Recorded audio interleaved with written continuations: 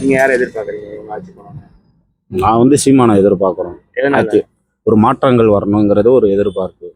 மக்களுடைய கோரிக்கையும் அதானே இருக்கு. மாற்றம் வரணும், மாற்றம் வரணும் தானே மக்களுடைய கோரிக்கையும் இருக்கு.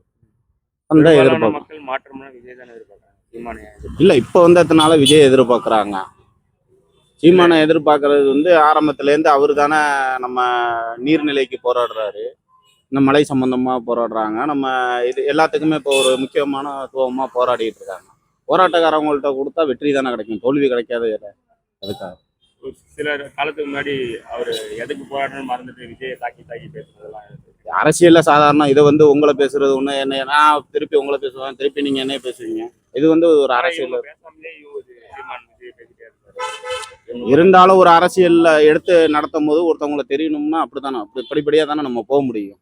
ஃபர்ஸ்ட் என் கட்சிக்கு வருவாரு, நான் துணை முதலமைச்சர் பதவி கொடுப்பேன் விஜய்க்கு அப்படின்லாம் சொன்னவர். திடீர்னு அவரு ரொம்ப திட்டினதுலாம் ஒரு நொடியும் ஒரு காலங்கள் மாறுதில்ல. அதனால அவரும் மாறிட்டாரு. அதனால அவங்கவுங்களும் அப்படியே மாறிட்டு இருக்காங்க. இப்போ வரும்போது நான் அதை செய்யறேன், இது செய்றாங்க, என்னதான் செய்யறாங்க, ஒண்ணுமே கிடையாது. அதனால கட்சி வந்தா இல்ல நம்ம ஆதரவு தெரிவிக்கிறோம்.